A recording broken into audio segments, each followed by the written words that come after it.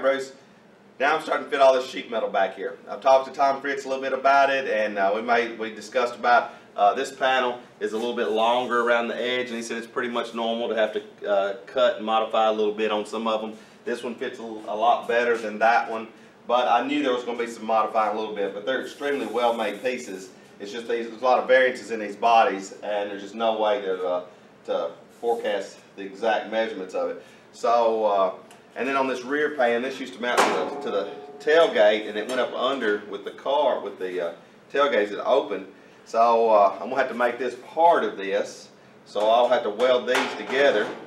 I'll have to put this tailgate on here and get my heights, my exact height to where it needs to be. I think I've got it pretty close, but I just want to make sure. So it's going to be a lot of complete assemble, take some numbers and measurements, take it completely apart, back and forth.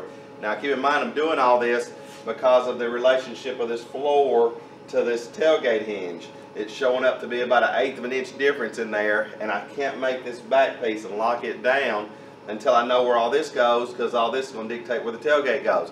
So if I can get all this in place and turn that tailgate just 1/8 of an inch, then it's going to be exactly right, exactly right, exactly right. But it might not be in the numbers for it to do that. So then I'll have to alter the floor just a little bit, just because this side of the car is about 3/16 shorter than this side, just from the door back. And it shows up in the wood, it shows up in different areas, and from what I was gathered from talking to Tom and stuff, that that's just kind of how they are. So once I get all this back exactly where it needs to go, I can get this tailgate exactly where it needs to go. Then I know exactly what I got to do on the floor. And then once I get the floor back in place, then I can finish up with my battery and run my wires and then get back on my wiper system. But it is so all tied together. All this mocked back up in place, and the tailgate strikes absolutely perfect in relationship to the window, in relationship to the opening, which is outstanding because I've done all that work in there, shoring up those corners, putting in those mounts, and all that, and it'd be hard to change now. Now I did factor in, I do have adjustment for this tailgate. I can go up and down just a little bit through shimming, and I can go in and out because I put adjustment in the lower hinge to go in and out. But so far so good. It's striking so perfectly that I couldn't ask for anything better. So I'm trying to lay out all this and get my next point of attack on what to do. So I have to mock all this up and plan out the next thing, and that would be this centerpiece. So the centerpiece is going to dictate the way that the corners of these cab corners here actually mount on here. So this one is turned just a little bit, and it's leaned down a little bit, and this one is the same way. So I'm going to ultimately have to put this piece together and make one piece out of it. So and I know for sure it's got to be that way. So I'm going to go ahead and make this piece. So I'm fixing to put this on the table, make a little jig, and then make this one piece here. Then I'll bolt it back in place, and that's going to help locate these corners where this inside flange needs to be on both sides for sure. And then I can lock down this up to here in relationship to the side of this, to the tailgate here for sure. And then I can start working myself around the side. So you can see with this landing in place in relationship to the tailgate right here, this side is kicked out. So I'm going to have to do a little bit of modifying on the side of this and wrap this around that corner. Because when you go to turn that around that corner, it wants to roll this out, and it wants to kind of kick down where this is off. So I get this piece made and get it exactly where it needs to be, bolt it in place, and then that's going to dictate those two corners, and then I'll just start working my way around, and we'll just wrap this metal all the way around this thing, all the way around the bottom. Now this is what I got in mind for this rear panel. I've studied and analyzed this thing 6 ways of Sunday to see what the most efficient, best way is to put all this together. And what I come up with is, since it already bolts on here, it already bolts and matches your tail filter panel between your bumper. I'm going to add in between them right here. Now it's already been folded where it's got a lip on both sides, so it's going to make it strong and it'll help me hold it straight when I weld it. And I went in here and I got some 3/16 flat stock, and I've prepped it.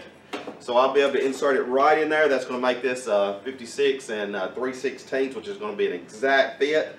So I'll pickle and treat all this, put these two pieces in there on each side, line all that up, weld all that, and then that'll make that one good solid panel. And then I can use the back side of this to fabricate me in some type of supports to run up to the body to support the center of it. And then hopefully I'd love to come up with some way to have the hitch come out of the center of that, have a little cover that goes over it or something. I'm not sure yet on that, but that'll evolve as we go. And then that'll make a nice little panel right there. So I'm going to get these all prepped up, pickled, treated, and start welding this thing together.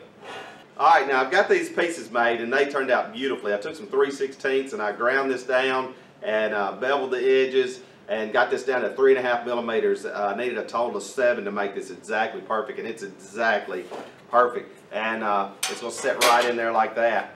I've pickle treated both sides of this and the back of that, so I can get all. So that'll take paint and seal up real nice.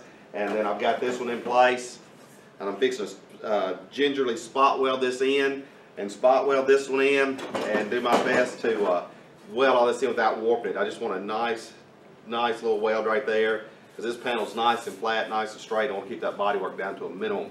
But it turned out really nice. Right here where this centerpiece folded up under the car before, I had that little gap right there, so I was able to fill it with that 3/16 metal down through there, and I plug weld it. Now I've got it seam sealed up, and on the front side of it, I actually put some little tacks down through there, all the way down through there, just for that outer surface. Even though I did plug weld on the inside, then I've come back with this bonding adhesive, and I've got it down through there. Then I'll cut that off of it. But in doing it that way, it is just dead flat, laser straight. I put no warpage or anything in it, so it's ready to go on. This piece right here, now it's going to go right in here, and then now that I get it in place, it'll let me locate this corner here and that corner on the height in relationship to this, and then I'll be able to button up this side, and then I'll just go around the corner. So that turned out super nice. This is what I was talking to you on the phone about just a minute ago, is this panel right here. This center section, from what I understand through Tom, it used to be mounted to the bottom of the tailgate, and then when it opened with the tire on it, it went up under, swept up under here, so it had pockets that were right here. They were about 3.5 millimeters each one of them. So I fabricated those inserts and put them in there, and then I was able to save all these parts in doing so and make a good, strong quality repair in a pretty efficient amount of time. And now I've got it sealed with that 2-part bonding adhesive from 3M, and it'll be rock solid for a long time right there. But with it being disconnected previously, there's no arc in it at all, and there's an arc in this trunk tailgate, maybe a 3/16 to a 1/4 crown in the middle, which is just minimum over that many inches right there, 53 inches. So it didn't matter as much before, but it kind of does now. So I could leave it like this and run with it like that, but I want to modify that, and then I want to modify this piece. So what I'm going to do is put this in a shrinker of these 2 lips in here. This one's got a radius, so this is going to make it hard. It's going to be hard to move it. And shrink that lip in there kind of uniformly, and try to get just a 1/4 inch. May not get that. I may only get 3/16 or less, but as long as I can just put a subtle little bit of arch in there, then I can fade out a little bit of this arch when I start sanding and planing the wood. All right, now I start the time to see how much arc I want to put in this. After I went back and remeasured it, it's probably a 1/2 inch of an arc in the middle of this tailgate. And I want the same reveal all the way down through here, and that's when the wood is up here, the space that you see between the wood and this panel needs to be even. If this was in the middle, that wood is going to look like it's overhanging. So I took my marker and I marked this all the way down through here in the exact location where this is going to lay. And now I'll take this off, measure that out, and try to move the center of that bead out exactly all the way down through there. And then when I sand my wood, I'll match my wood back to it, and it'll look awesome. So I got the panel off, and I'm fixing to lay out my mark. So what I did is I got a straight edge somewhere, I don't know what I did with it, but take a straight edge and put on this and see where it stops touching at. And then I put a mark and went out about every 6 inches. It turns a little bit. So what I did is mark this, and then I mark this panel the same way, and then that's where I'll do my shrinks at. And I'll just do a light shrink, very, very light, and start putting that curve in it. But I'm only going to have to break it 1, 2, 3, 4, 5, 6, 7 times, and it should have a real nice radius to it. And then I'll have to do the inside as well. That's if it all goes well, hopefully. So let's see what happens. Got it in my shrinker I got from Eastwood, and I just love this thing. Got that deep throat. I had this other one for years, but this is a good one. Got my straight edge on here, and I'm on my center mark. I'm going to do just the lightest little shrink right there, and when I do it, I can see it barely pull off on the sides on each side because I'm shrinking that lip. It's turning, and then I'll do that on the bottom, and then I'll just do each one of them out, and finally I'll get the exact arc in it. It needs about a ½ inch. So let's do the rest of these right quick.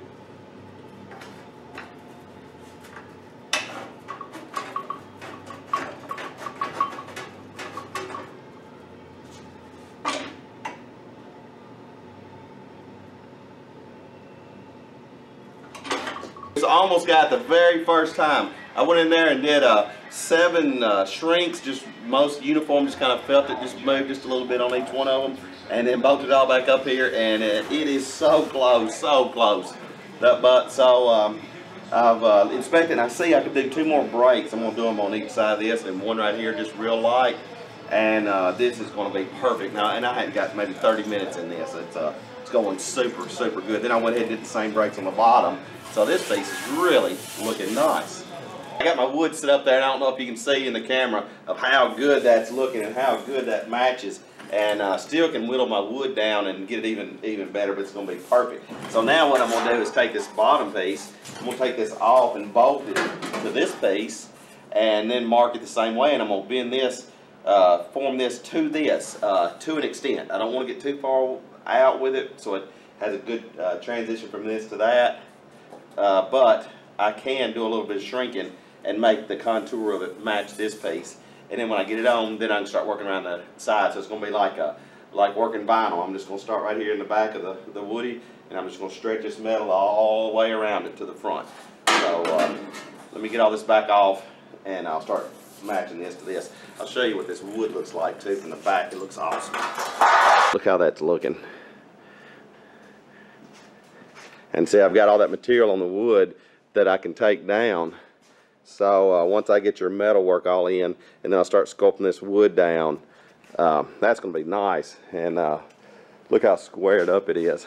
And this is from a vehicle that was pretty rough. I had this off and up in the stretcher, and I started marking it out because I'm going to make it conform to this piece.